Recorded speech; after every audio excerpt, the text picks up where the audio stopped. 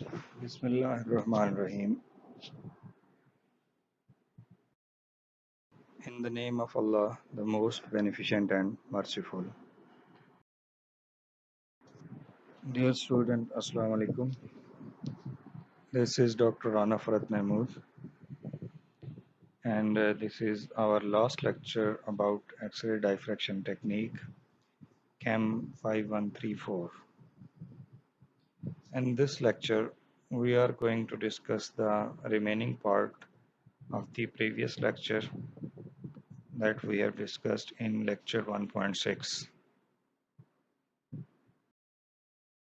So here is another technique that is used as MR. Phases can also be inferred by using a process called molecular replacement, where a similar molecules already known phases are grafted onto the intensities of the molecule at hands, which are observationally determined. These phases can be obtained experimentally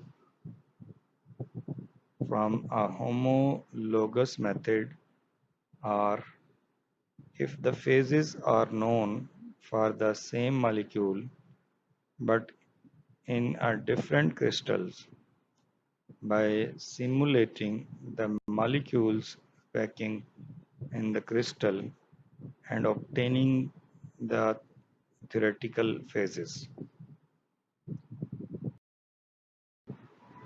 Here are the uses.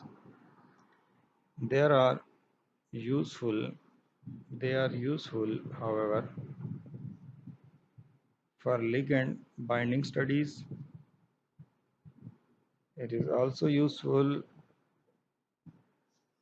for such kind of molecules with small differences and relatively rigid structure.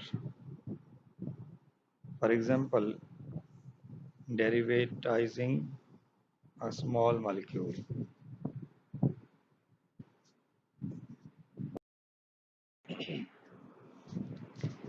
Direct method.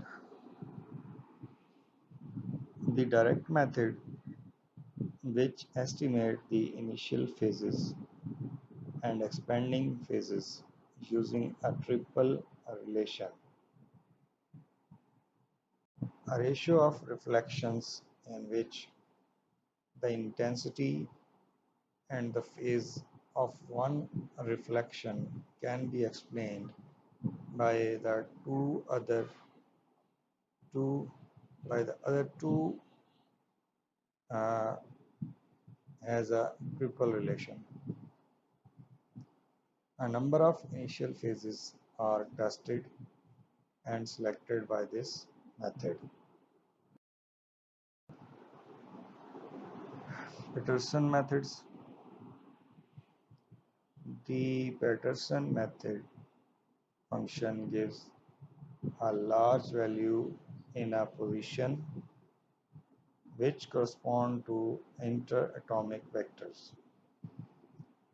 This method can be applied only when the crystal contain a heavy atoms or when a significant fraction of the structure is already known. Because of the development of the computers, the direct method is now the most useful technique for solving the phase problems. The reciprocal lattice. The data collected from the diffraction experiment is the reciprocal space representation of the crystal lattice. The reciprocal lattice is the basis upon which the geometry of X-ray and electron diffraction pattern is understood. It represents the relationship between the real lattice and the diffraction pattern observed when we shine X-rays onto real lattice. It is also called Fourier space, that is the reciprocal lattice method, in which data collected from the diffraction experiment is the reciprocal space representation of the crystal lattice.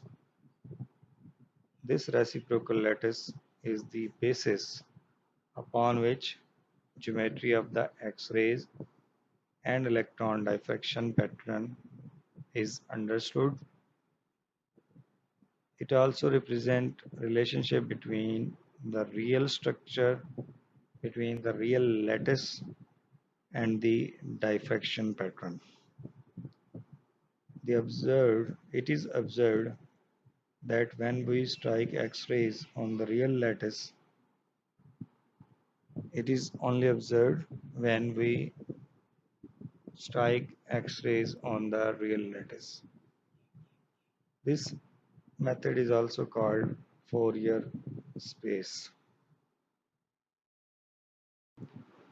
Here is the pictorial representation. This is known as reciprocal lattice. The structural model. The structure of an ideal crystal is uniquely determined by knowing the following parameters. These parameters are cell parameters, crystal system, space group, asymmetric unit contents, fractional coordinates, site occupancies, atomic displacement parameters.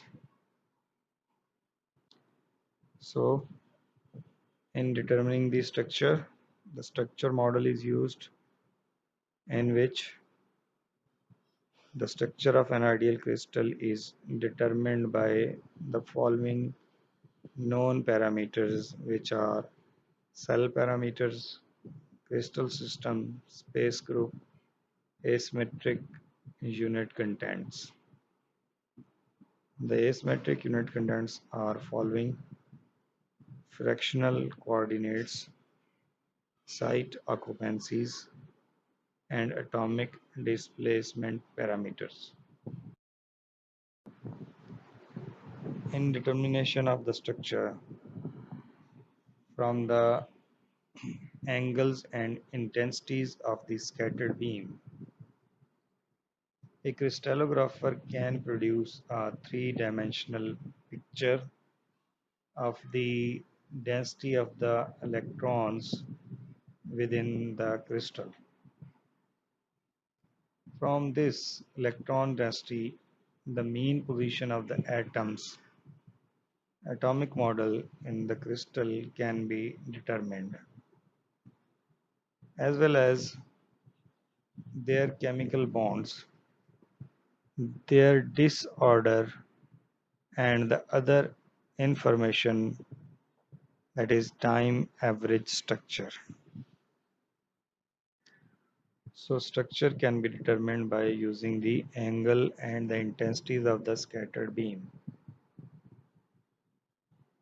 of a three-dimensional picture of density of electron within the crystal.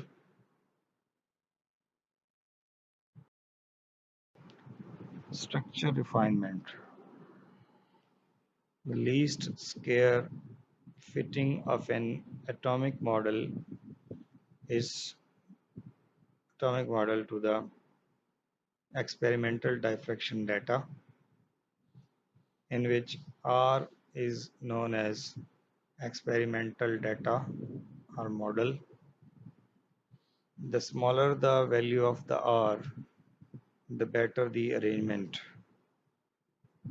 If the value of the R is 0 to 10%, then this value is acceptable.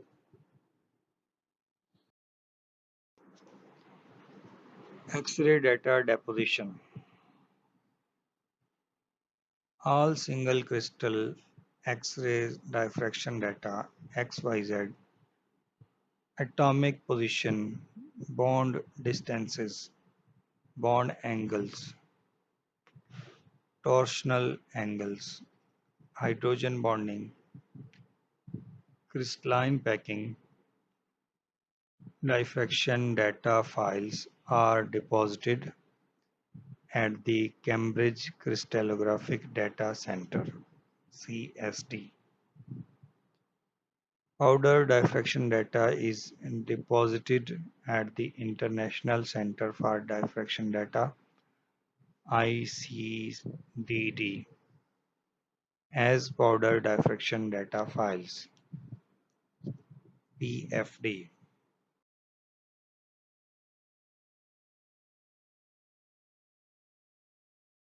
क्या होती है? Crystallization is a natural or artificial process of formation of solid crystals. तो solid crystals जो बन रहे होते हैं, चाहे वो नेचुरली बन रहे हैं या आर्टिफिशियली उनको बनाया जा रहा है, तो उस प्रोसेस को हम क्रिस्टलाइजेशन बोल रहे होते हैं। ये एक प्रेसिपिटेशन होती है फ्रॉम द सॉल्यूशन, यानी कि सॉल्यूशन में से किसी चीज़ का सॉलिड बन के अलग हो जाना, या किसी मेल्ट में से अलग हो जाना, या more rarely deposited directly from the gas, या गैस में से कोई सॉलिड चीज़ें क्रिस्टल्स के फॉर्म में अलग हो जाना, जो कि बहुत ही कम होता है। उस सारे प्रोसेस को हम क्रिस्टलाइजेशन बोलते हैं। Crystallisation is also a chemical solid liquid separation. तो ये एक सॉलिड लिक्विड सेपरेशन टेक्निक कहलाती है। केमिकल यानी कि लिक्विड में से सॉलिड्स को अलग करने का जो प्रोसेस है उसको हम क्रिस्टलाइजेशन बोलते हैं। In which mass transfer of a solute from liquid solution to a pure solid crystalline phase occur, जिसमें लिक्विड में से, लिक्विड सोल्यूशन में से जो सोल्यूट होता है वो एज ए सॉलिड जो है वो अलग फेज में आना शुरू हो जाता है, क्रिस्टलाइन फेज में आना शुरू हो जाता है, प्योर फॉर्म में आ जाता है। लो न्यूक्लिएशन रेट अगर होगा एंड हाई ग्रोथ रेट होगा तो वो हम उससे क्या होगा कि बड़े बड़े क्रिस्टल्स बनते हैं। न्यूक्लिएशन क्या होती है उसको एंड पे बताया गया है कि nucleation is the step where the solute molecule disperse in the solvent start to gather in a cluster, के वो स्टेप होता है कि जब सल्यूट के मालिक्यूल जो होते हैं वो सॉल्वेंट में डिस्पर्स होने के बाद अलग अलग इकट्ठे होना शुरू हो जाते हैं। तो disperse in the solvent start, यानी कि पहले वो सॉल्वेंट में डिस्पर्स हुए हुए थे और जब वो start to gather in clusters होना शुरू हो जाएंगे तो उस प्रोसेस को हम क्या कहते हैं? न्यूक्लिएशन कहते हैं। तो अगर न्यूक्लिएशन रेट क्या होगा? लो होगा एंड हाई ग्रोथ रेट होगा तो फिर जो होगा वो क्लस्टर छोटे बनने की जो रफ्तार है वो कम है, लेकिन ज़्यादा क्लस्टर बन रहे हैं और एकदम से इकट्ठे होके आ रहे हैं तो वो बड़े बड़े क्रिस्टल बन जाते हैं। तो इससे फिर हमारे पास क्रिस्टल का जो साइज होता है वो बड़ा होता है। हाई न्यूक्लिएशन अगर रेट होता है यानी कि उनकी गैदरिंग जल्दी हो रही है, एटम्स आपस में इकट्ठे हो रहे हैं, एंड लो ग्रोथ, उसके ऊपर जो लेयर्स बन रही हैं वो स्मॉल हैं, आहिस्ता आहिस्ता से बन रही हैं और कम रेट से बन रही हैं, गिव वेरी स्मॉल क्रिस्टल्स और प्रेसिपिटेट्स, तो उससे स्मॉल क्रिस्टल्स बनते हैं। Depends on condition, temperature, solvent, pH, pressure, etc. और ये जो साइज का बड़ा होना या छोटा होना ये किस चीज़ पे डिपेंड करता है? ये उसके उन कंडीशंस पे डिपेंड करता है जो उस वक्त सॉल्वेंट को दी गई होती हैं जिसमें से सोल्यूट ने अलग होना होता है। तो वो कंडीशन टेम्परेचर हो सकते हैं, वो सॉल्वेंट भी हो सकता है कि कौन सा सॉल्वेंट है, किसी सॉल्वेंट में न्यूक्लिएशन फास्ट होगी, किसी सॉल्वेंट में न्यूक्लिएशन स्लो होगी। इसी तरह पीएच का इफेक्ट भी होता है, इसी तरह प्रेशर का इफेक्ट भी होता है कि हमारे पास जो क्रिस्टल्स बनने हैं वो किस साइज़ के बनने हैं, स्मॉल बनने हैं या लार्ज बनने हैं। फिर अगर हम बात करते हैं क्रिस्टलाइजेशन की, तो crystallisation is therefore an aspect of precipitation. तो ये एक प्रेसिपिटेशन टाइप की प्रोसेस होता है crystallisation, obtained through a variation of solubility conditions of the solute in the solvent, जो कि solubility conditions को चेंज करते हुए हम कर रहे होते हैं किसी भी solute की जो solubility है वो किन कंडीशंस पे जो है वो ज़्यादा सॉल्युबल है सॉल्वेंट में और किन कंडीशंस पे कम सॉल्युबल है, किस जो है वो टेम्परेचर पे उसकी सॉल्युबिलिटी कम है, किस सॉल्वेंट में कम है, किस पीएच पे कम होगी, किस प्रेशर पे होगी। तो ये सारी कंडीशंस को देख के सल्यूट जो होता है वो उसमें से सेपरेट किया जाता है from the solvent as compare to precipitation due to chemical reaction. तो प्रेसिपिटेशन जो होती है वो केमिकल रिएक्शंस में हो रही होती है, जबकि क्रिस्टलाइजेशन के लिए ये सारी की सारी कंडीशन जो होती हैं उनको सेट करना पड़ता है ताकि एक अच्छी क्रिस्टलाइजेशन हो सके। न्यूक्लिएशन के बारे में हमने पहले ही पढ़ लिया है कि न्यूक्लिएशन क्या होती है, is the step where solute molecule disperse in the solvent start to gather in a cluster। तो सॉल्वेंट में मौजूद जो मॉलिक्यूल्स हैं solute के वो जब इकट्ठा होना शुरू हो जाते हैं तो उस स्टेप को हम न्यूक्लिएशन कहते हैं। हम देखें तो स्लाइड नंबर 14 पे हमें बताया गया है कि प्रेसिपिटेशन क्या होती है। तो precipitation is the formation of A solid in a solution. तो सॉलिड का सॉल्यूशन के अंदर जो है वो इकट्ठे हो जाना और inside N other solid during the chemical reaction. तो किसी केमिकल रिएक्शन के अंदर सॉलिड्स के अंदर में से भी सॉलिड्स जो है वो अलग होना शुरू हो जाते हैं by the diffusion in a solid. When the reaction occur in a liquid the solid formed is called the precipitate। जब किसी भी रिएक्शन के दौरान लिक्विड में से सॉलिड जो है वो बनना शुरू हो जाता है तो उसको हम प्रेसिपिटेट कह रहे होते हैं। When the reaction occur in a liquid, किसी लिक्विड के अंदर हम रिएक्शन कर रहे हैं और उसमें सॉलिड बन जाता है तो वो क्या कहलाता है, वो उसका प्रेसिपिटेट कहलाता है। दो चीज़ों को मिलाते हैं हम, दो लिक्विड्स को अगर आपस में मिलाएं और उनके मिलाने से हमारे पास जब प्रोडक्ट आए तो वो सॉलिड फॉर्म में आए तो उसको हम प्रेसिपिटेट कहेंगे। क्योंकि क्रिस्टलाइजेशन का प्रोसेस थोड़ा डिफरेंट होता है कि उसमें हम चीज़ को पहले हल करते हैं जिसकी हमें क्रिस्टलाइजेशन करनी होती है और उसको हल करने के बाद ख़ास कंडीशन दी जाती हैं कि पहले उसको हाई टेम्परेचर पे गर्म किया जाता है हल करने के लिए, फिर उसको ठंडा किया जाता है। ठंडा करने के दौरान फिर जो सॉल्युबिलिटी है वो डिक्रीज़ होती है और डिक्रीज़ होने के बाद वो आहिस्ता आहिस्ता से एटम या मॉलिक्यूल्स अपनी ओरिजिनल क्रिस्टलाइन स्टेट में आना शुरू हो जाते हैं और क्रिस्टल बनाते हैं। जबकि प्रेसिपिटेशन वो प्रोसेस होता है जिसमें दो चीज़ों को मिक्स करने के बाद कोई नई चीज़ जो है वो बनने के बाद उसमें अलग होना शुरू हो जाती है। The liquid remain above the solid is in either case called supernet और सुपरनेटेंट। तो ये आपको एक फिगर दिखाई गई है जिसमें सोल्यूशन है, उस सोल्यूशन में से फिर आप देख रहे हैं कि सस्पेंशन हो गई है और सस्पेंशन होने के बाद फिर उसमें से चीज़ें जो है वो नीचे बैठना शुरू हो रही हैं।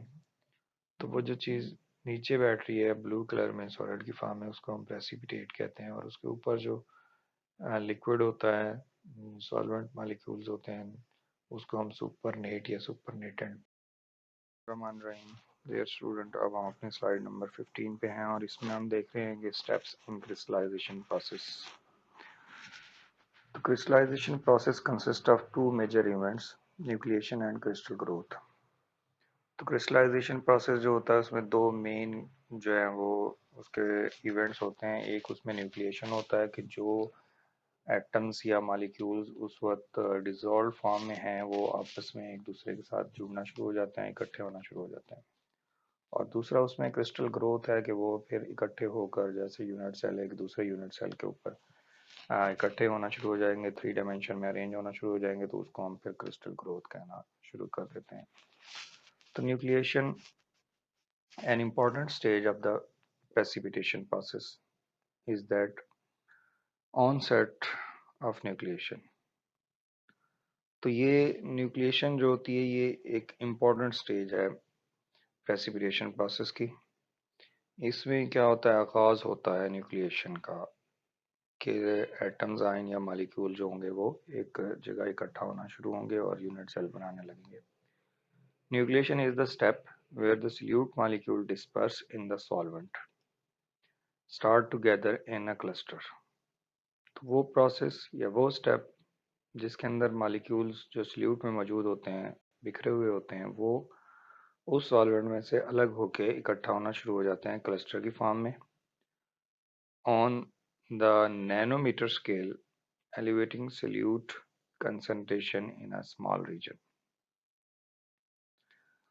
that becomes stable under the current operating condition। और फिर ये आहिस्ता आहिस्ता स्टेबल होना शुरू हो जाएंगे, जिसमें कुछ कंडीशंस ज़रूरी होती हैं। वो कंडीशन टेम्परेचर है और सुपर सैचुरेशन है। The creation of the hypothetical solid particle include the formation of an interface। तो किसी भी hypothetical solid particles की creation के लिए formation of interface का होना ज़रूरी होता है, which requires some energy based on the relative surface energy of the solid and the solution। और ये जो इंटरफेस का बनना है ये डिपेंड करता है relative service energy of solid and solution कि उनकी आपस के अंदर क्या एनर्जी है, सॉलिड की और सॉल्यूशंस की, और सॉलिड के पार्टिकल्स की आपस में क्या एनर्जी है। तो ये इस चीज़ पे डिपेंड कर रहा होता है।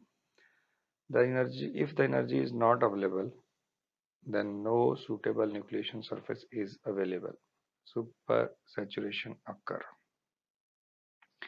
अगर ये एनर्जी मौजूद नहीं होगी तो कोई सूटेबल न्यूक्लिएशन सरफेस जो है वो अवेलेबल नहीं होगी, तो फिर सुपर सैचुरेशन होना शुरू हो जाएगी कि सल्यूट जो होंगे वो और भी ज़्यादा उसमें हल होना शुरू हो जाते हैं। अगली हमारी स्लाइड नंबर 16 है जिसमें क्रिस्टल ग्रोथ के बारे में बताया गया है। तो crystal growth is the subsequent growth of the nuclei that succeed in achieving a critical cluster size.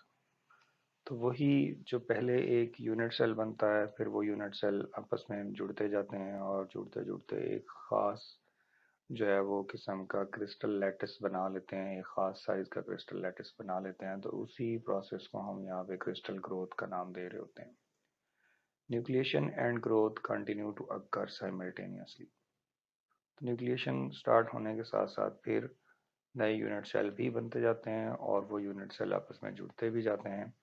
तो इसी ये दोनों प्रोसेस जो होते हैं फिर साइमल्टेनियसली हो रहे होते हैं until the super saturation exist.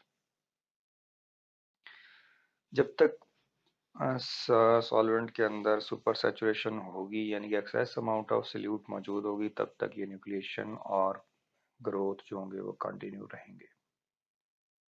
Super saturation is the driving force of crystallisation, hence the rate of nucleation and growth is driven by the existing super saturation in solution। तो super saturation का होना crystallisation के लिए बहुत ही ज़रूरी है, और rate of nucleation और ग्रोथ जो है वो driven by the existing super saturation in the solution. तो ये जो रेट होता है न्यूक्लिएशन का, कितनी जल्दी न्यूक्लिएशन होनी है या ग्रोथ कितनी जल्दी होनी है, ये इसी सुपर सैचुरेशन पे ही डिपेंड करता है। Factor affecting the crystallisation. तो कौन कौन से फैक्टर हैं जो क्रिस्टलाइजेशन को अफेक्ट कर सकते हैं? तो इसमें पहला टेम्परेचर का रोल है, role of temperature and saturation. However, when the clusters are not stable, अगर क्लस्टर स्टेबल नहीं होता, they can re-dissolve, तो वो दोबारा से हल हो सकते हैं उसी सॉल्वेंट के अंदर। Therefore, the cluster need to reach a critical size in order to become stable nuclei। तो एक स्टेबल न्यूक्लियाई होने के लिए क्लस्टर का एक क्रिटिकल साइज को अटेन करना ज़रूरी होता है। Such critical size is dictated by operating condition, और ये जो क्रिटिकल साइज होता है ये इन्हीं ऑपरेटिंग कंडीशंस पे डिपेंड कर रहा होता है कि टेम्परेचर कितना है और सुपर सैचुरेशन जो है वो कितनी है। स्लाइड नंबर 17 पे तो इसमें हम देख रहे हैं कि आर्टिफिशियल मेथड्स से कैसे जो है वो क्रिस्टलाइजेशन होती है और नेचुरल कुछ वो प्रोसेस होते हैं जिसमें क्रिस्टलाइजेशन हो रही होती है। तो यहाँ पे आर्टिफिशियल प्रोसेस को हम डिस्कस कर रहे हैं। तो for crystallization to occur from a solution it must be super saturated. तो सॉल्यूशंस में से क्रिस्टलाइजेशन होने के लिए ज़रूरी है कि वो एक सुपर सैचुरेटेड सॉल्यूशन हो। This means that the solution has to contain more solute entities, molecules or ions than it would contain under equilibrium saturated solution. तो जब सैचुरेटेड सॉल्यूशन बनता है उस वक्त उसके अंदर एक इक्विलिब्रियम होता है सोल्यूट के मॉलिक्यूल्स और आयंस सॉल्वेंट के मॉलिक्यूल्स में, कि वहाँ पे सोल्यूट जो होते हैं वो सेपरेट भी हो रहे होते हैं और डिजॉल्व भी हो रहे होते हैं एट द सेम रेट। लेकिन सुपर सैचुरेशन में क्योंकि सोल्यूट की अमाउंट ज़्यादा हो जाती है as compare to solubility of the solute in that solvent at particular temperature, so this can be achieved by various methods। और ये हम सुपर सैचुरेशन किस तरह से कर सकते हैं, इनके लिए डिफरेंट मेथड्स हैं। एक है कि सॉल्यूशन को कूलिंग कर दी जाए। तो सॉल्यूशन अगर कूल कर दिया जाएगा, ठंडा कर दिया जाएगा, तो उससे सॉल्युबिलिटी कम हो जाएगी। सॉल्युबिलिटी कम होगी तो सोल्यूट के molecule as compare to solvent ज़्यादा हो जाएंगे। सॉल्यूट जब नीचे बैठने लगेगा तो वो एक क्रिस्टलाइजेशन स्टार्ट हो जाएगी सॉल्युबिलिटी के कम होने से। Addition of the second solvent to reduce the solubility of the solute, या फिर हम कोई और सॉल्वेंट उसमें ऐड कर दें जिसकी वजह से सॉल्युबिलिटी जो है वो कम हो जाए सॉल्यूट की। तो इस टेक्निक को एंटी सॉल्वेंट और ड्राउन आउट कहा जाता है। इसी तरह फिर केमिकल रिएक्शंस की बात करते हैं। तो केमिकल रिएक्शन करके भी हम उस जो सॉल्यूट है उसकी, जैसे कॉमन आयन इफेक्ट होता है, उसमें से हम किसी आयन को अलग नीचे बिठाना चाह रहे होते हैं, तो एक केमिकल रिएक्शन के थ्रू भी हम उसकी क्रिस्टलाइजेशन कर सकते हैं या उसकी जो सॉल्युबिलिटी है उसको डिक्रीज किया जा सकता है। फिर इसी तरह change in pH is the most common method used in industrial practice. तो कुछ ऐसे भी हमारे पास रिएक्शंस होते हैं या प्रोसेस होते हैं जिसमें अगर किसी सॉल्यूशन की पीएच को चेंज कर दिया जाए तो उससे भी सॉल्युबिलिटी के अंदर डिक्रीज आता है। और इंडस्ट्रियल, ये एक कॉमन इंडस्ट्रियल प्रोसेस है, इंडस्ट्री में ये वाला मेथड जो होता है वो बहुत ज़्यादा यूज होता है। Other methods such as solvent evaporation can also be used. तो सॉल्वेंट को एवेपोरेट करते हुए भी हम सॉल्युबिलिटी जो है वो डिक्रीज कर रहे होते हैं, क्योंकि सॉल्वेंट कम हो जाएगा तो फिर सॉल्यूट के मॉलिक्यूल जो होंगे उसमें से बाहर निकलना शुरू हो जाएंगे, इक्विलिब्रियम खत्म हो जाएगा, जिसकी वजह से सॉल्यूट जो होते हैं वो प्रेसिपिटेट होना या क्रिस्टलाइज होना शुरू हो जाते हैं by using this technique of solvent of evaporation. Next फिर हम आ जाते हैं कि सिंगल सॉल्वेंट क्रिस्टलाइजेशन क्या होती है। तो single solvent crystallization is typically the mixture of compound A and impurity B are dissolved in small amount of hot solvent to fully dissolve the mixture, thus making saturated solution। तो हम एक चीज़ को pure form में लेके आना चाह रहे होते हैं, जैसा कि कंपाउंड ए है और उसमें अगर कोई थोड़ी बहुत इम्प्योरिटीज़ है तो उसको भी हमने क्या करना होता है, हमने ऐसा करना होता है कि इन दोनों को हम किसी हार्ड हार्ड सॉल्वेंट के अंदर फुली डिसॉल्व करना होता है। Dissolve in the smallest amount, तो बहुत ही कम अमाउंट इनकी लेके हॉट सॉल्वेंट में इनको हमने फुली डिसॉल्व करना है, thus making the saturated solution। The solution is then allowed to cool। तो जब हम उसको हल कर लेते हैं तो उसके बाद सॉल्यूशंस को ठंडा किया जाता है ताकि सॉल्युबिलिटी को डिक्रीज किया जा सके। As the solution cools, the solubility of the compound in the solution drops। तो solubility कम होना शुरू हो जाती है। This result in crystallization of a compound from solution। तो इस तरह से सॉल्यूशन में से क्रिस्टल्स बनना शुरू हो जाते हैं। The slower the rate of cooling, अगर हम उसको आहिस्ता आहिस्ता ठंडा करेंगे, the bigger the crystal found, तो क्रिस्टल उतने ही बड़े बनते हैं। और अगर ज़्यादा बड़े क्रिस्टल बन जाए तो उनके अंदर इम्प्योरिटीज़ भी ट्रैप हो जाती हैं, जिसकी वजह से इतना बड़ा क्रिस्टल जो होता है वो फ़ायदेमंद नहीं होता स्टडी करने के लिए, क्योंकि वो प्योर फॉर्म में नहीं आ सकता। Solvent added to the compounds, तो नीचे इस फिगर्स 1, 2, 3 को एक्सप्लेन किया गया है कि पहले वाले में हमने सॉल्वेंट ऐड किया है कंपाउंड के अंदर, उसको मिक्स किया है और वो ऑरेंज फॉर्म में आ गया। फिर उसके बाद हम सॉल्वेंट को हीट करते हैं, heated to the give saturated compound, और उसको हम सैचुरेटेड कंपाउंड की तरफ ले आते हैं, उसका कलर भी ऑरेंज है। फिर सैचुरेटेड कंपाउंड सोल्यूशन ऑरेंज जो कलर में है, हीट करने के बाद अलाउड टू कूल, उसको ठंडा किया जाता है over a time to give the crystal. तो फिर जब ठंडा करेंगे तो सॉलिबिलिटी क्योंकि डिक्रीज होगी, और डिक्रीज होने से वो एटम्स या मालिक्यूल्स या आयन जो है वो क्रिस्टल फॉर्म में नीचे बैठना शुरू हो जाएंगे, जो कि लास्ट फिगर नंबर 4 में हमें दिखाया है कि वो उसमें से अलग हो रहे हैं। और colour of the solution also get fade, तो वहां से ऑरेंज के बाद उसका कलर पेल ऑरेंज होना शुरू हो जाता है क्योंकि सॉलिबिलिटी डिक्रीज हो जाती है। जिन एटम आयन या मालिक्यूल की वजह से वो कलर आ रहा होता है, तो वो क्योंकि सेपरेट होना शुरू हो जाते हैं, तो वो कलर भी थोड़ा बहुत फेड होना शुरू हो जाता है। नेक्स्ट हम आ जाते हैं अपनी स्लाइड नंबर 20 पर। तो ये क्या है? It is an ideal solution. In an ideal solution the solubility product of the impurity B is not exceed at any temperature। तो आइडियल सॉल्यूशंस वो सॉल्यूशंस होते हैं जिसके अंदर जो कंपाउंड हम हल करना चाहते हैं वो तो हल हो जाए, लेकिन जो इम्प्योरिटीज हैं बी है वो उसमें हल नहीं होता, यानी कि उसकी सॉलिबिलिटी बढ़ती नहीं है। In that case, the solid crystal will consist of pure A and all the impurity will remain in solution। तो सिर्फ और सिर्फ जो होगा वो उस केस में जब इम्प्योरिटी हल नहीं हुई, तो जब क्रिस्टल बनेंगे तो सिर्फ हमारे पास ए के ही क्रिस्टल बनेंगे, बी जो है वो हम उसको पहले ही सेपरेट कर लेते हैं बाय द फिल्ट्रेशन। जब हॉट सोल्यूशन होता है तो उसको फिल्ट्रेशन से हम सेपरेट करेंगे, तो बी क्योंकि हल नहीं होता तो फिल्टर पेपर के ऊपर रह जाता है और ए डिजोल्व फॉर्म में नीचे आ जाता है। फिर जब ए डिजोल्व फॉर्म में नीचे आएगा तो उसको हम ठंडा करेंगे तो उसमें से क्रिस्टल सिर्फ ए के ही बनेंगे। The solid crystals are collected by filtration and filtrate is discard। तो ऊपर जो filtrate रह जाता है उसको हम ज़ाया कर देते हैं, जिसमें impurities होती हैं, B होता है filter paper के ऊपर। If the solubility product of impurity exceed, some of the impurities can co-precipitate। अगर B उसमें हल हो जाए तो कुछ जो impurities हैं वो भी co-precipitate उसके साथ हो सकती हैं, क्रिस्टल के साथ जुड़ सकती हैं, उसका हिस्सा बन सकती हैं। However, because of the relative low concentration of impurity, क्योंकि इम्प्योरिटी की कंसंट्रेशन बहुत लो होती है, it concentration in the precipitated crystal will be less than it's concentration in the original solid.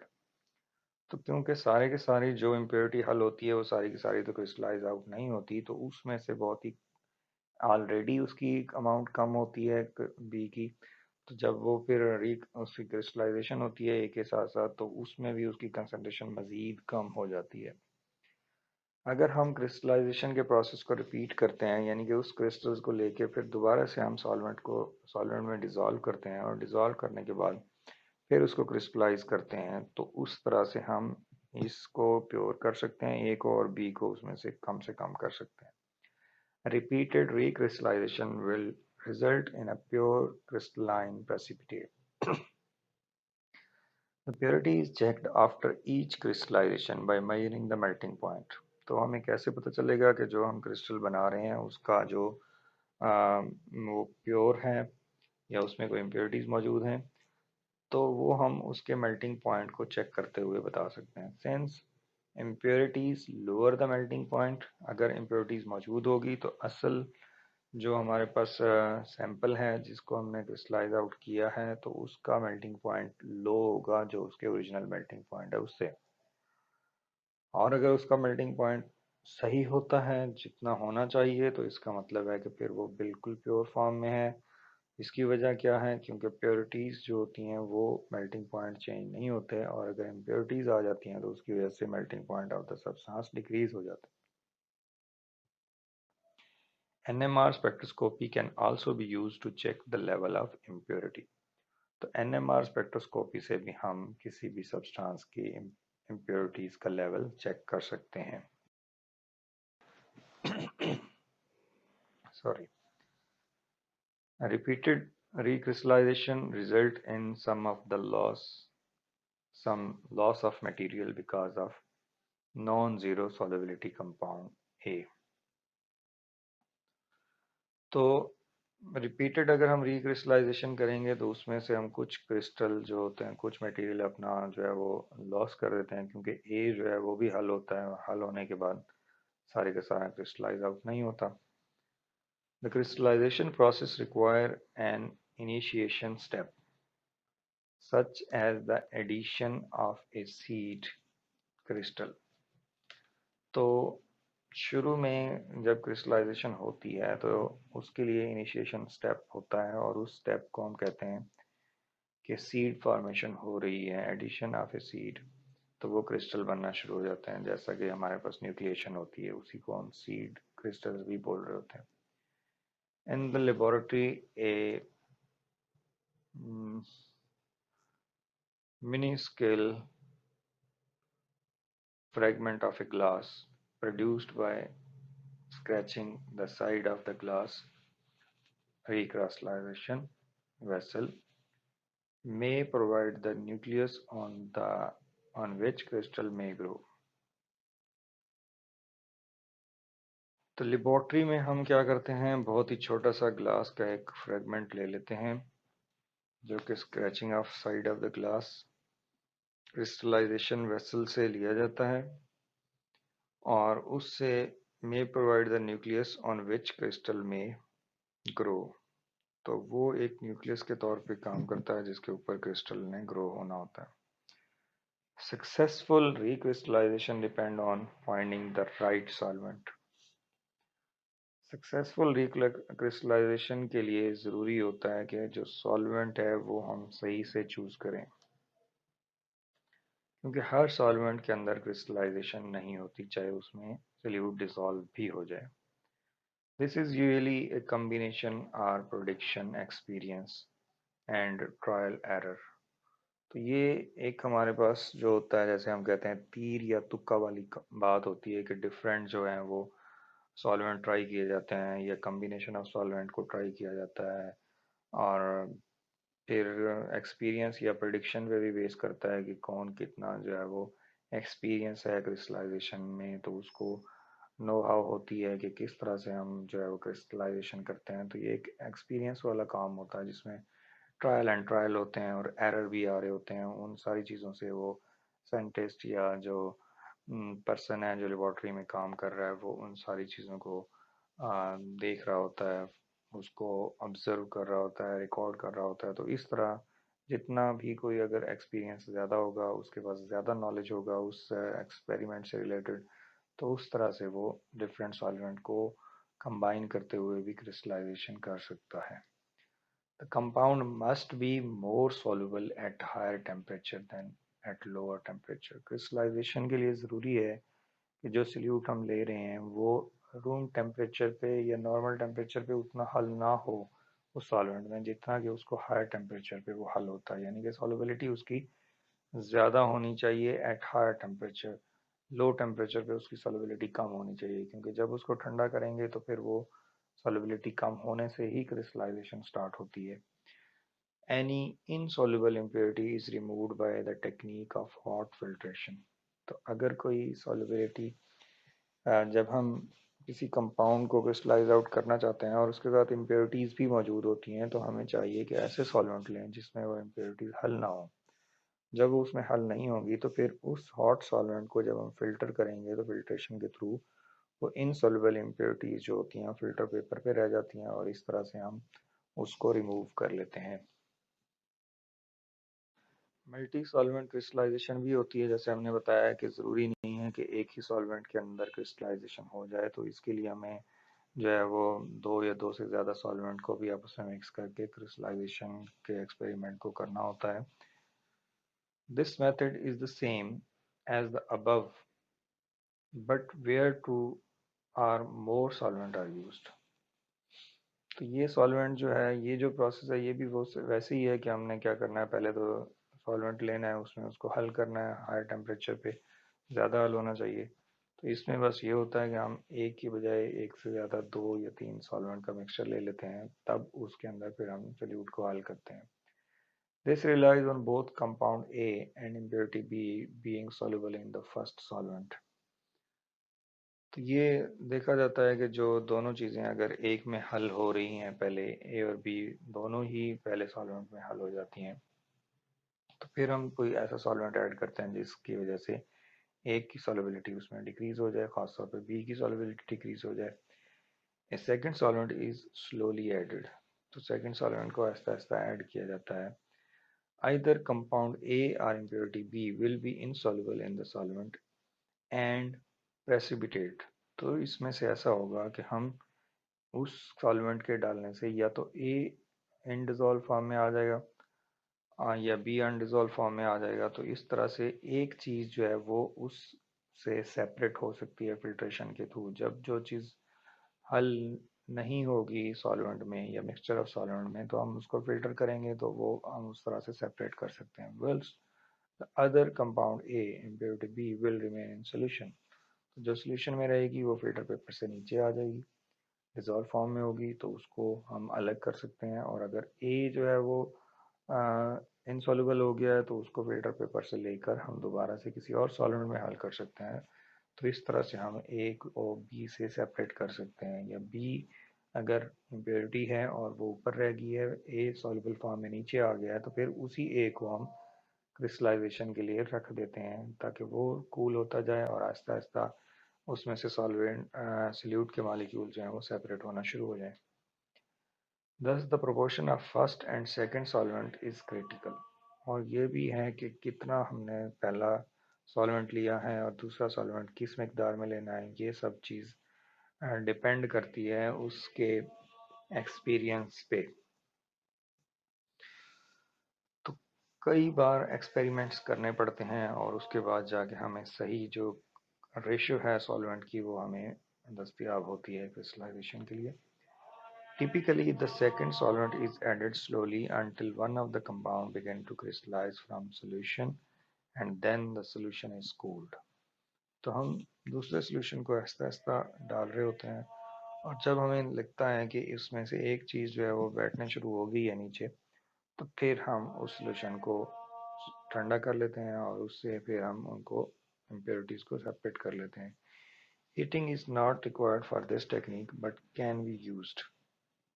वैसे इस टेक्निक में हीटिंग की ज़रूरत नहीं होती क्योंकि चीज़ें जो वो जो सॉल्वेंट हमने पहले लिया था उसमें एक चीज़ हल हो चुकी होती है, तो फर्दर हीटिंग की ज़रूरत नहीं होती. लेकिन फिर भी अगर कहीं पे ज़रूरत पड़े तो यूज़ की जा सकती है. So this was all about our first chapter, X-ray diffraction technique, and I wish you best of luck for your upcoming exams after Eid. I hope you will do very well and best of luck. So see you in the next semester. Till then, Allah Hafiz.